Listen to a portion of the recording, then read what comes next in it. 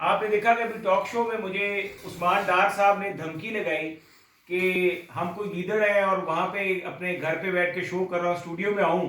تو میں تو اسٹوڈیو میں آ گیا ہوں ڈار صاحب، اور اس کرسی کے پاس کھڑا ہوں جس کرسی پر آپ بیٹھے تھے اور مجھے دھمکی لگا رہے تھے.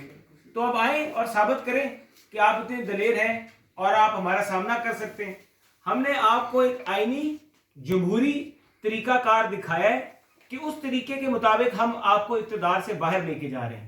لیکن آپ کی غلط زبان، جس طریقے سے آپ نے اس قوم کا بیڑا گرک کیا ہے اخلاقیات کا، آپ نے ہمارے نوجوان طبقے کو ایک بالکل میں سمجھتا ہوں کہ ایک انتہائی آپ نے ایکسٹریمزم پھیلایا ہے. آپ نے بچوں کو اخلاقیات سے دور کیا، آپ نے ان کو بدتمیزی کرنی سکھائی. آپ نے کہا میں گریبان سے پکڑ کے گھسیٹوں گا. تو وقت آیا نا اپنا، تو واپس آئے، ہم آ گئے، آئیں جو کرنا ہے کر لیں. اب پتہ لگے گا کون گیدڑ ہے.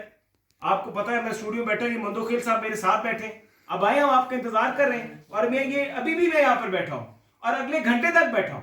آپ آئیں، میں آپ کو ساتھ میں لنک کر کے ٹویٹ کر رہا ہوں. حتیٰ کہ ہماری یہ روایت نہیں ہے کہ ہم سیاستدان ہیں، ہم 2 دفعہ الیکشن لڑ چکا ہوں، میں 2 دفعہ منتخب ہو چکا ہوں، میں منسٹر آف اسٹیٹ رہا ہوں.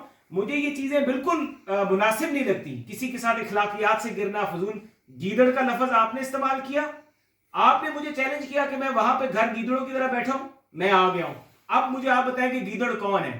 گیدڑ آپ ہیں، اور آپ کو پتا ہے اور مجھے آپ کا پتا ہے کہ آپ کتنے پانی میں.